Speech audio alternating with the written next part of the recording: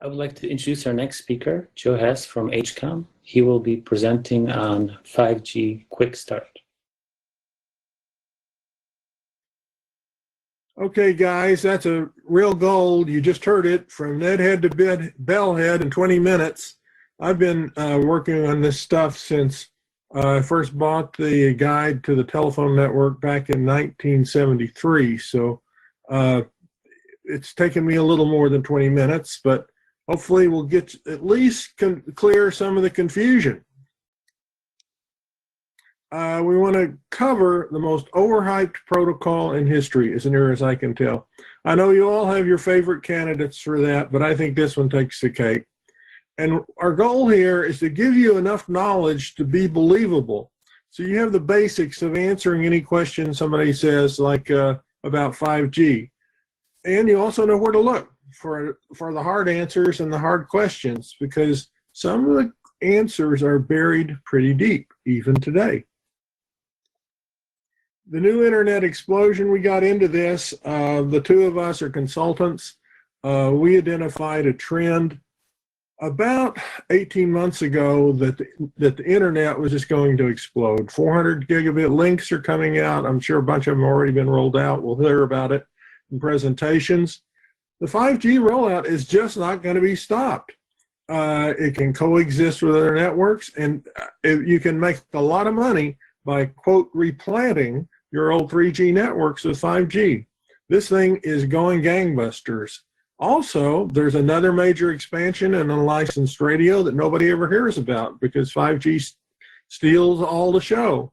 Sigfox is planning to sell dollar trackers, and they have 1 billion customers. And some of you are already working on selling LoRa. I know that from talking to you. And just in the last session, there were a lot of talks on vector routing. So, I mean, this stuff, it's a confluence of a lot of trends that the internet is not going to look the same next year. And you need to know a lot about 5G. Maybe not a lot, but you need to protect yourself with some key knowledge. One of the things that's real important is to know what 5G isn't. My little illustration shows that. Looks a lot like 4G, doesn't it? And yes, it does. Well, you can say it's LTE with an extra channel, and this icon is 5GE. It's not really 5G. I saw this icon the first time about a year ago. It is exactly what it says, LTE with an extra channel. Trick with 5G is you can have all the channels you're willing to buy. MIMO, multiple in, multiple output, is touted as a great 5G feature, but it's been around a while too. Now what is coming out is coordinated multiple channels. So I can split one data stream across multiple radio links. You can't do that today. CRAN, I first saw CRAN 10 years ago. So it's a key component of 5G, and if you read any 5G paper, it says that 5G is introducing CRAN. No, it didn't. It was introduced in a test with Chinese Telecom, NTT, and a bunch of other people about 10 years ago. Now, here's the one you always hear. 5G is needed for self-driving cars. No, self-driving cars have been running on LTE for at least 18 months, maybe 2 or 3 years. They even got trucks running on LTE. So, no, you don't need it. What you do need it for is vehicle-to-vehicle communication. So when the guy turns left in front of you, his car can tell your car to put on the brakes. 5G isn't necessary for the expansion of IoT. You hear a lot about this, but a lot of these run on cheaper unlicensed protocols. It's just flat too expensive to buy everything you need for 5G and then buy 5G and then buy a license and buy all of the equipment you need when you can do that a whole lot simpler with some other protocol. But there are still applications for unlicensed 5G nets at 6.2 gigahertz. So there is such a thing as unlicensed 5G.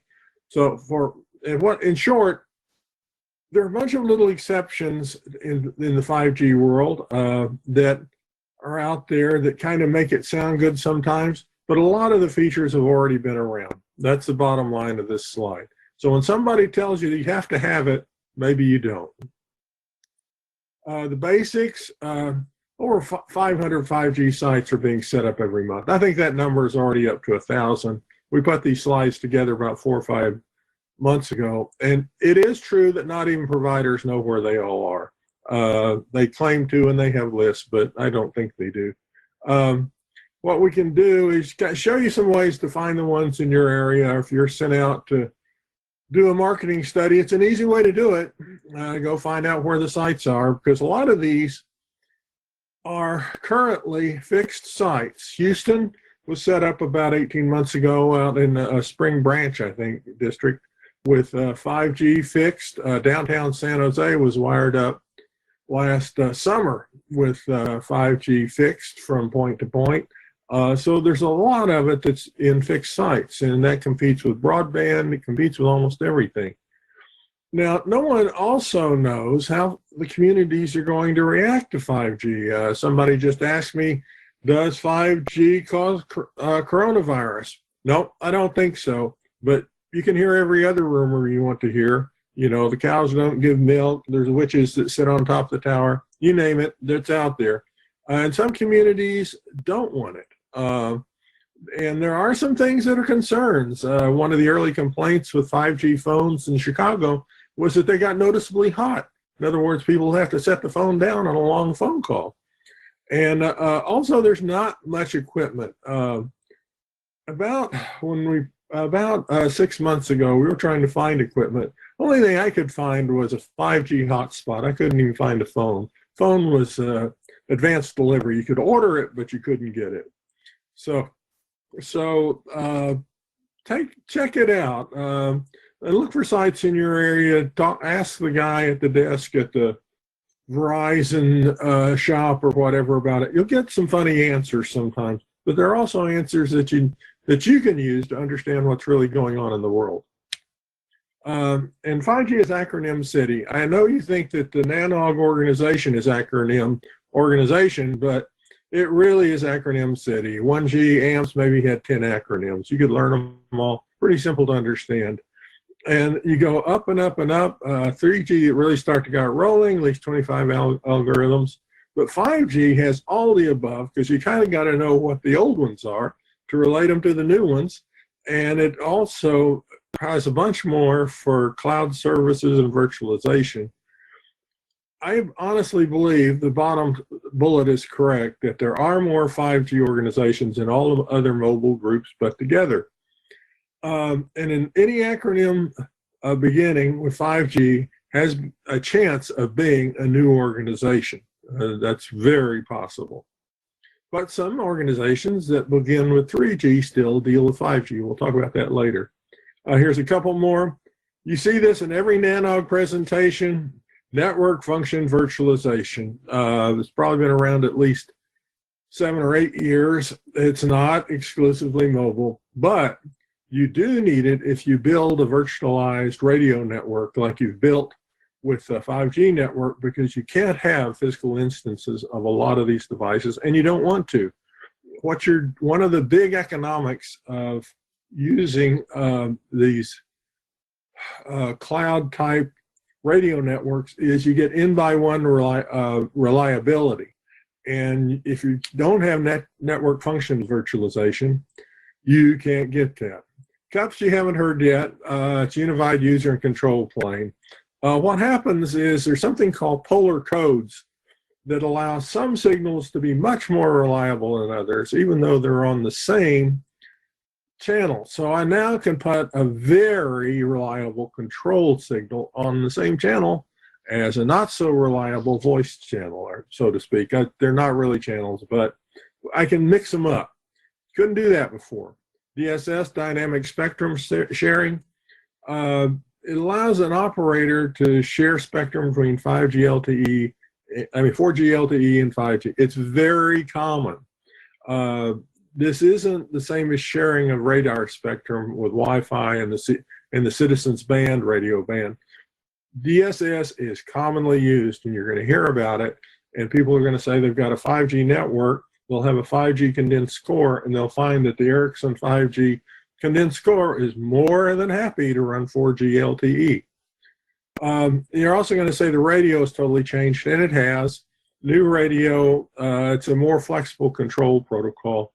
It allows wider bandwidth for radio, but it also allows the user to use multiple channels in the same group of channels, and that group of channels gets switched. So I no longer have to have individual channel switching. It's a big deal. All of the new radio bands have a R in them, so you can find them, but they are different. Realize that.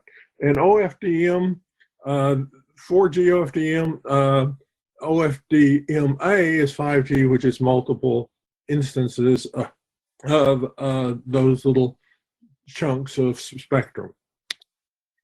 Quick comparison. This is a grossly oversimplified chart. I just hinted at one thing down here between 4G and 5G, how 5G allows multiple channels to be switched, and also how NR is used for 5G.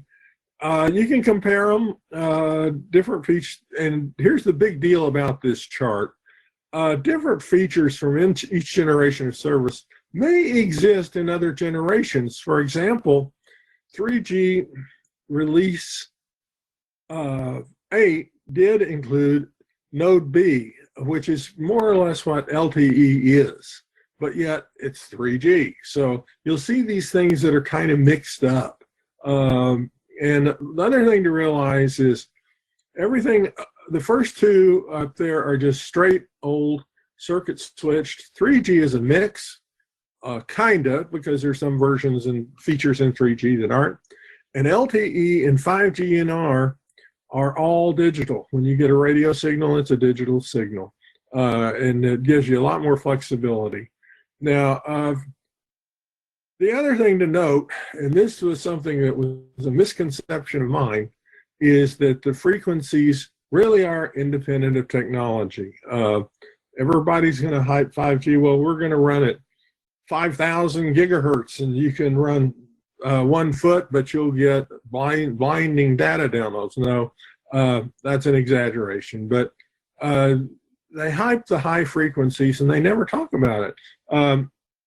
T-Mobile just set up a huge 5G network all across the country, and they used a 600 megahertz band that they had gotten access to because the government gave it to them. So it's not automatic. You can run 5G anywhere. A lot of it's going to run in the old 3G bands as people replant their networks.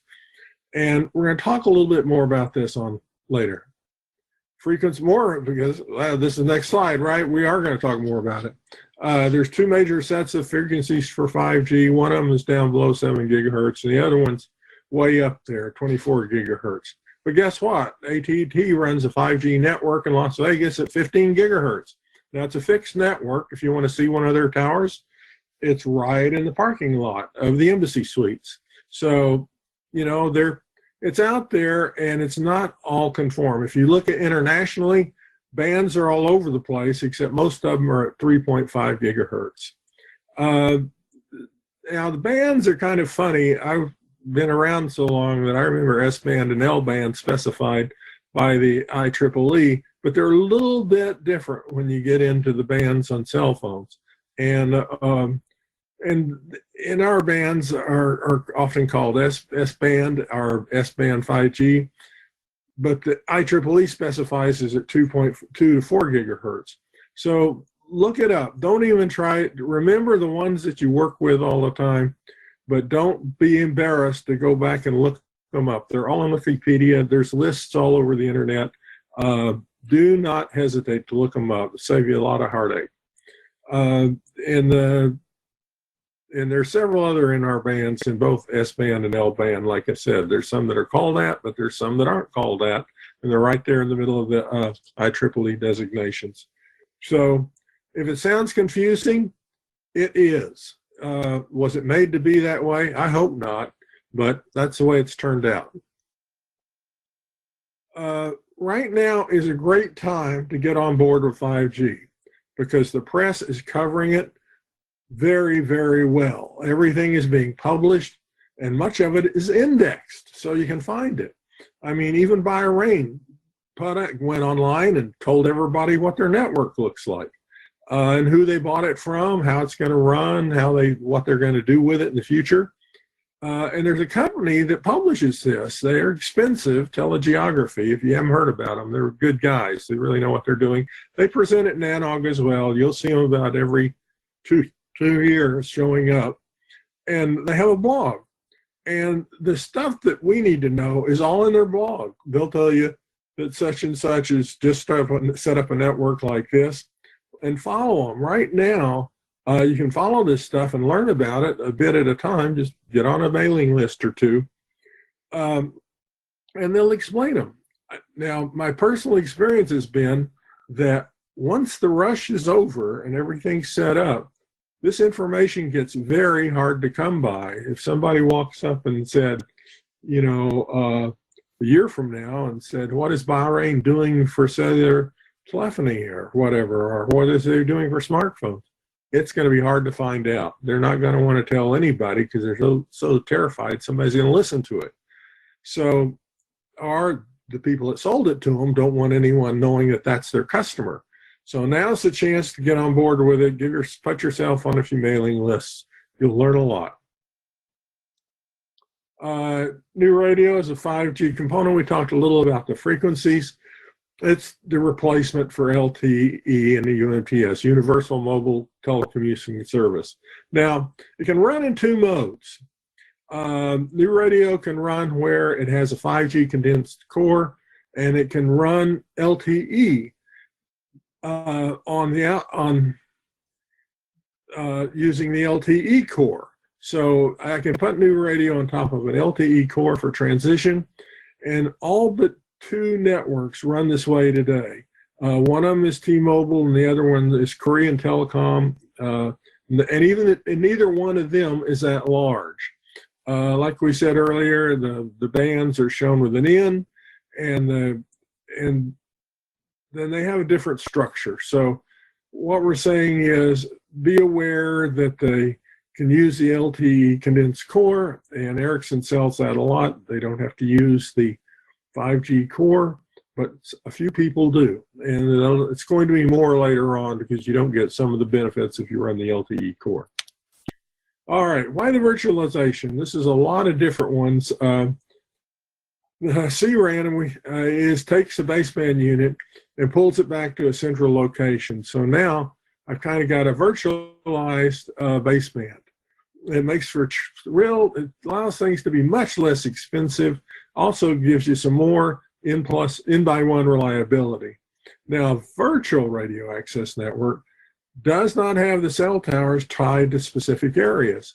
So if like a freeway, if there's a big traffic jam on the freeway, I can share that traffic from that traffic jam across 2 or 3 towers rather than being forced into the tower that's closest to the cars that are stopped. Now, here's one that's tricky, open radio access network. This is a free-for-all. Now, there's 2 definitions of it. One is that any antenna can be used with any cell or phone. So I can take this antenna and it can be a part of this other network, and nobody's the wiser, nobody cares.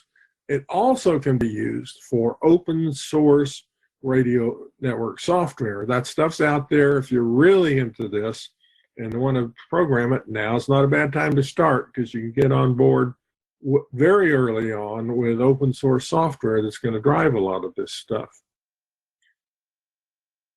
Here's a drawing of the last slide. Basically, you can see the old system where they were dedicated front haul, and then how we split up some of the functionality and allow it to be virtualized. Now, all of a sudden, multiple towers fit the common centralized unit. So I no longer have to have everything on this one big baseband unit that's out in the field, and I'm going to have to pay somebody a lot of money to set up because I got to pay power on that thing too, and it may be hard to get to, and I may have to run a special power line to it. So there's a lot of advantages with CRAN.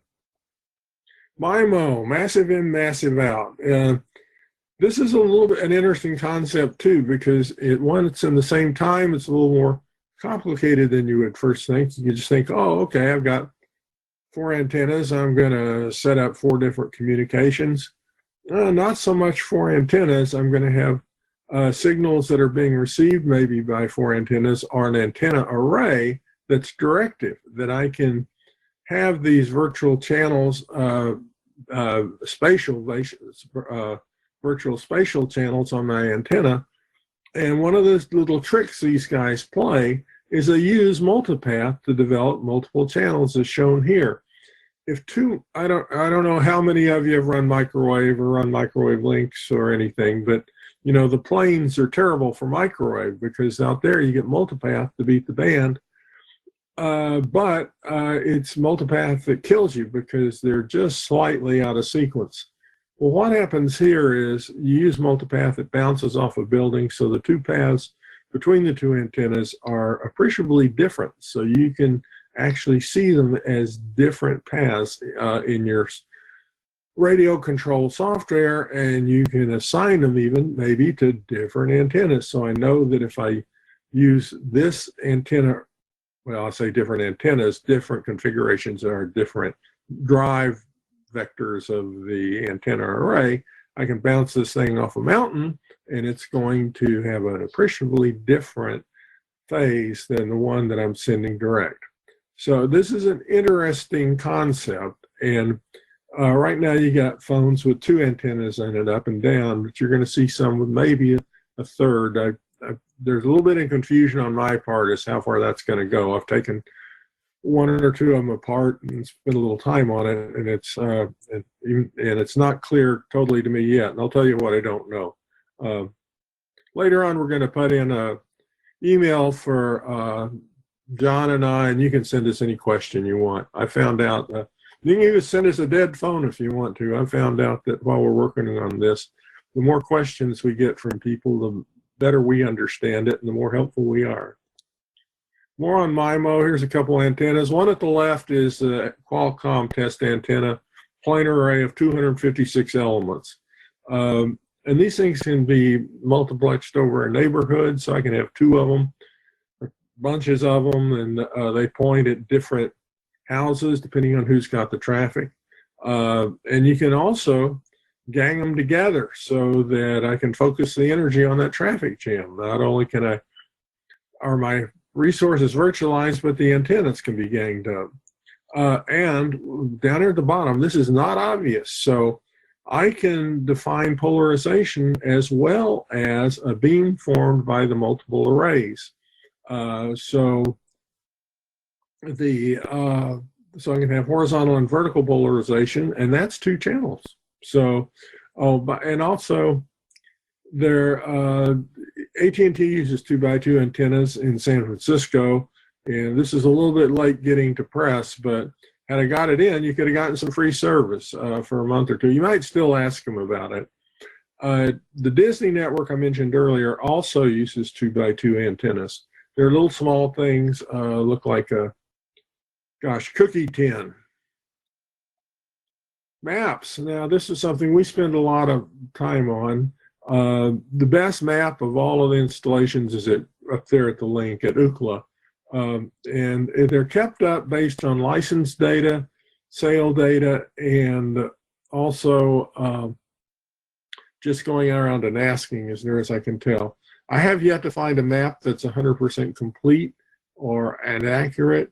And sometimes they don't really say who's the guy running. It might be a tower that's leased out, so it might lease the leaseor rather than the leasee. But they're out there. If you want to find a tower, there's plenty of maps. The countries have them too. Ireland, here's one of Ireland and Dublin. They were one of the very early 5G test sites. And bless their hearts, they even went out and set up a map to let you know where they all are. This is the dockyards, Dublin dockyards. And you can zoom in on these and they'll tell you where it is, what frequency it's on, and everything. There's other sources of tower data. Everybody has a license list. The FCC does if you're in the US. And there's a good here. LifeWire also has an article about licenses and where to find stuff. They may again not have it exactly what you're looking for. On-site tools. Okay. One of the things, if you're in this business, I would encourage you to get yourself an SDR. It's a great learning tool, and you can get one that goes up to 6 gigahertz relatively inexpensively. Millimeter wave sites above 10 gigahertz, you got to get a mixer, and it's not an easy thing to put together. It's going to cost you around $800 or $1,000 by the time you're all done. Might be something you want to do. Particularly if you're really into it, you're a student, or maybe you get your school to pay for it. It also is a good microwave learning site. After you get your mixer working with your receiver, troubleshooting the tower site might be a lot easier for you. Now, the best utility for all these things is the Qualcomm Rocket utility. You can maybe get it from Qualcomm. They don't like to give it away, but they will. And it's been around for a while, and you have to have a jailbroken Android phone, and it'll see what the phone is seeing in mobile conversations. It won't tell you necessarily what the antenna is doing or what some of the core software on the back end of all this stuff is doing, but it will tell you what the phone thinks it's seeing in terms of service. There's 4 error correction rate, the error rates, all kinds of things. It's a good tool. Might try asking around if you know somebody at Qualcomm too. And what about phones? Right now, almost everything's hotspot and fixed endpoints, and not all of them work on more than 1 or 2 5 gigabit frequencies. But most of these guys, the phones anyway, you can see are today, or at least a couple of months ago when I put this slide together, were very expensive. They're about $1,000, and some of them would support up to 5 or 6 frequency bands, just because there weren't that many 5G towers out there, and you didn't know where you're going to land. 5G is not international. I mentioned that 3.5 gigahertz frequencies are kind of standard. They're not really used in the U.S. They're used a lot of other places, but not everywhere. I have a chart of these things that I use. There's one in Wikipedia that's out of date, but still a good place to start. And they're all over the board in all of these countries. And every country has at least 3 or 4 5G frequency bands. So your phone is going to come up with more radios and more. I don't know what they're going to do about the antennas, because broadband antennas don't have very high gain. But anyway, you want to list a phone. Here it is. Here's a list of devices. This guy maintains this, or at least he was. You can also just do a search and you'll find them. If you do a search on eBay, you'll find about 100 phones, and only 1 or 2 of them will do 5G, real 5G. Phone forensics. This is an area that I had never heard of, and I put it in here just because we discovered it when we were putting these slides together. And there's so much hacking into phones these days and there's what's a tool set. I know the tool sets for Windows and Linux and those kinds of things, but there exists for phones too. And Celebrite has a really good paper. I've referenced it down there. If you're interested in phone forensics or seeing what's on your phone, you can get a little bit of stuff from Celebrite. At least they can tell you what's happening. Now, IoT sensor information is a big deal, and it isn't clear yet how people are going to troubleshoot IoT, other than having somebody dig into it and say, this is this thing, or whatever. But anyway, you can, if you're interested in phone forensics, look up Celebrite, give you a good start on things, and then you can play around with some of it yourself. I personally think my iPhone has been hacked. No SIM installed. That's a good, if you ever get that message, there's a good chance that somebody has gotten into the thing somehow. If you have problems with your Apple ID, and steer clear. My wife loved naughty piggies. Well, they were very naughty piggies indeed. Troubleshooting fiber connections. This is a tool. It's called a time domain reflectometer. If you're doing this, you're out trying to do any troubleshooting of the fiber itself, and you're may have to do some of that. We get into the phone side or the bellhead side of the business. And now something I'd never heard of called an IOLM, or interactive optical TDR. What it does is read the fiber characteristics, so you don't have to set all the parameters. They aren't cheap. A regular TDR is dirt cheap. I think you get one for about $50 now. So do that. And if you're having to do this on a regular basis as part of your job and you don't have an IOLM, go find somebody and say, hey, this is what we need. It does make it, according to what I've read about these things, it cuts the troubleshooting time down by an order of magnitude. Mobile phone based utilities. Now, some people have gone out and written some mobile phone based utilities. Some of them are nothing much. They just go out and read what's in settings. None support 5G. iPhone Net Analyzer, RF Analyzer is the one I show there, I think. And it has, what it does is real simple. It will show you who it thinks you're connected to, what kind of power you got. And then rather than measure all the other towers, it has a database that it has created, sort of like the Atlas database for BGP, of where the reception is good and bad from different vendors. They collect the data off of some of their utilities, and then they put it on a map, and it's not bad. And what's going to happen with 5G? Is any of this going to work? Well, it says here, probably not just yet. What happens is the classes for cell info change, so these things aren't going to support 5G for a while. But if you're in this business and you're trying to learn more about phones, you need to look at some of these things. They give you some good insight, and load them up on your machine. I haven't had any problems with any of them breaking into my phone. You have to run location services to have them work right, which is too bad. But anyway, they work if you run those services. Network issues with 5G. Okay, you guys have probably been waiting for this. Well, this is a very short summary because there's just not that much information out there yet. High throughput, low latency, and best buffering you can possibly get on your routers that face it. And the other thing is happening, I don't know whether you guys have seen this yet, but NVIDIA introduced a new Edge chip that allows you to have a lot more information right on the edge of the network. So what you're going to see is more and more big globs of information coming from these little chips as they refresh their cache and they go have to look stuff up, and then a lot less of the small queries that you see today. And low latency applications written for 5G may not work on a 4G network. There may be a race condition, or it may not be able to, one I mentioned earlier, like the car-to-car communication.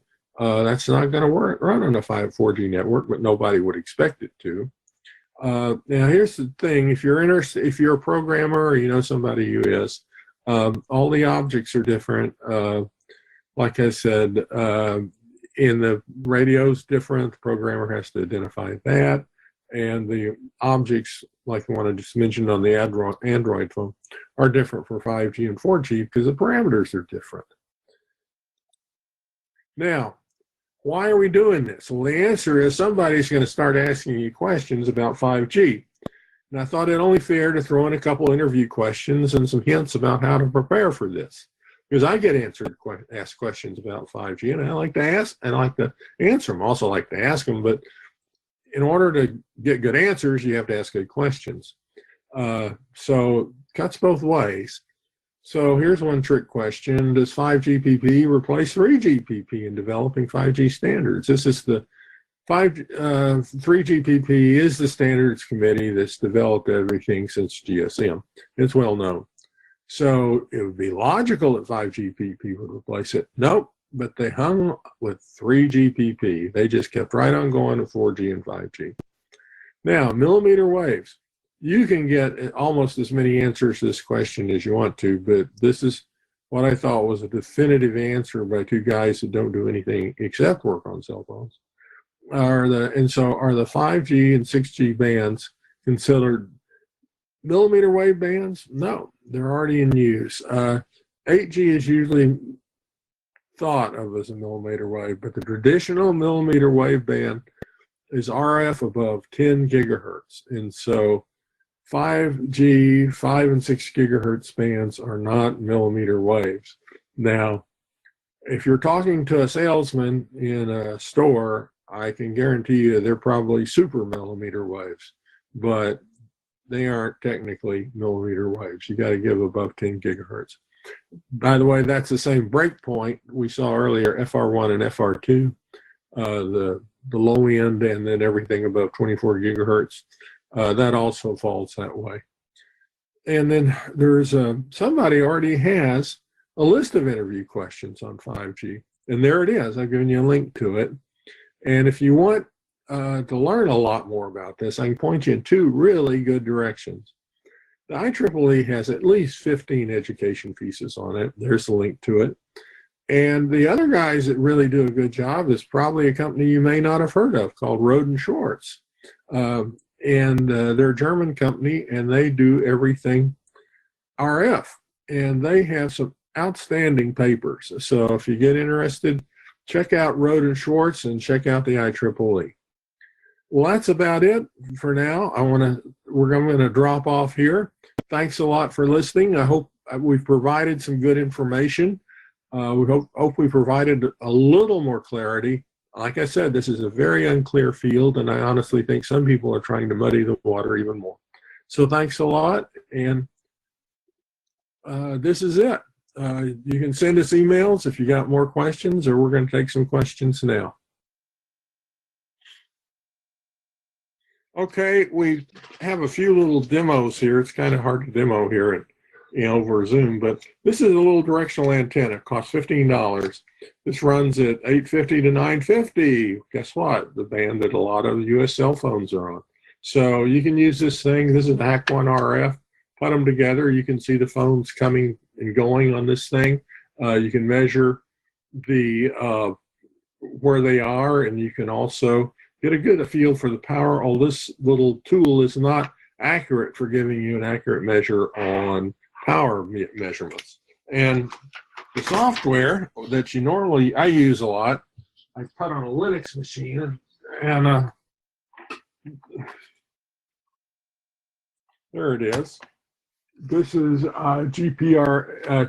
GQRX, and it acts like a spectrum analyzer. I'm running this off a $20 little dongle here, and you can get these things anywhere. Ubertooth one is a lot like this. It took me about an hour and a half to put this together. So if you're interested in RF, you're interested in phones, this is easy. The setup with the HAC1 RF costs the total of, I think, about $400, counting the radio, the computer, and the antenna. This one here, the PC was free, and the thing cost $20. Don't be scared of it. It's easy to do. Well, that's all I've got. Thanks a lot for watching. Go, Elizabeth. Thanks a lot for that, Joe. That was really interesting. There are a couple of questions that have come into the queue. The first question is Wi-Fi 6 or 5G for enterprise deployments?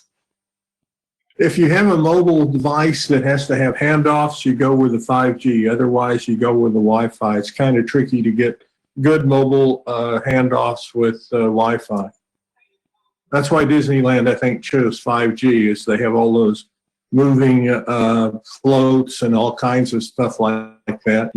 So they can move around, and they'll have a continuous session. With Wi-Fi, you got to put up repeaters and a bunch of other stuff. Next. Thanks a lot, Joe. The next question is, what, in your opinion, is a killer app for 5G?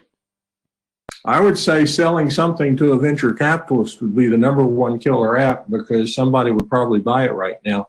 But gaming is up there. They're wiring all the stadiums, and you have to believe that's for on-premises betting or something, so you have super low latency. It could also be for something like you see for advertising auctions, where you need low latency in a limited space or something like that. Just think low latency. That makes sense. Thank you. The next question is there an expectation that 5G takes over the entire footprint that 4G is servicing now? Do you imagine that they'll run as parallel networks serving different purposes? They'll probably run as parallel networks for a long time just because you don't need some of the features of 5G in a lot of places, and it's expensive. And so why do it? There are only two standalone networks now. I think I answered this in another question too, but one's in Korea and one's T-Mobile, and that means it's pure 5G and it runs without any 4G in the network and runs the 5G condensed core. Okay, thank you. The next question is, the person says, I'd like to know more about private 5G networks. Can I have one that gateways to the public telephony net or the internet? Can I have one that is completely private? Can I use one to ship non-IP data around between two stations? Or can I create ad hoc networks between vehicles? Those are a lot of questions. Part of the last one, which is I didn't answer earlier, which is if you ship private non-IP data around, you have to encapsulate it. The traffic on a 5G network, the RF is IP. So you're going to have to do some kind of thing there. You don't have the case where I can set up a dedicated link like I do at 10 and 2G and just put anything I want down it. No, can't do that. But as far as private networks, our little group of two here believes we've been forecasting that private networks are a really big deal now for 4 years. And there is one in existence. AT&T sells a first responders network that's really kind of not a private network, but I think they'll give you your own dial plan and a few other things. But when you get virtualization in 5G, you can have one anywhere. And there is one, and private networks are already around. There's a guy that comes to NANOG, or at least he used to, that runs the Burning Man phone network, and that's a private network. It has a gateway to the BTS. So, and to the other cellular system. He buys a link from somebody and operates as a virtual mobile operator, VMO. So you have kind of private networks with VMOs now, but true private networks, you're going to have to wait till you get ORAN and virtualization in 5G.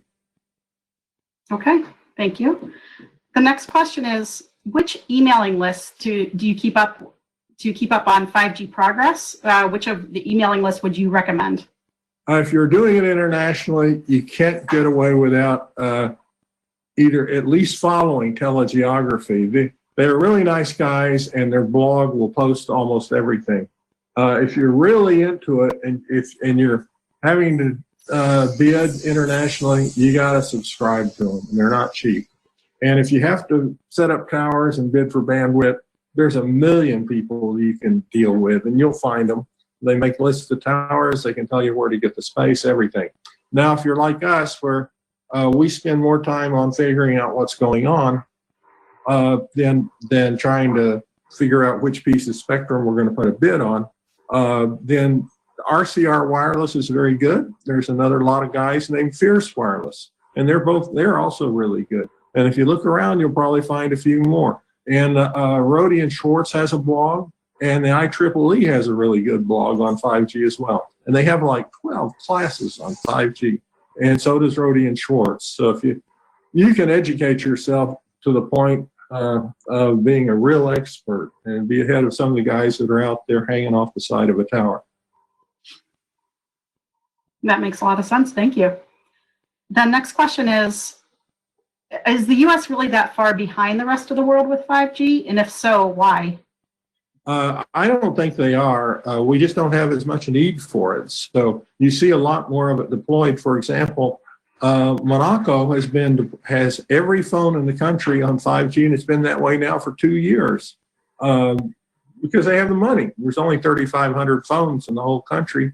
So, so are we behind them because we're not 100%? No. And some people have to use it, like China, because they have very high density environments. They need high bandwidth and high frequencies. So as far as the technology goes, some people do build better. And this is another question, so I'll answer it here. Huawei builds really good radios, guys. They really do. And that's something that I don't know why they do that, but they do. That was the next question of, is Huawei well ahead of the US on deployment and research and development? Yeah, radios. Well, it sounds like we're actually out of time right now, so I'm going to thank you very much for coming to talk with us today and for answering questions. It was really great to hear from you. Thank you. And this ends this portion of the meeting.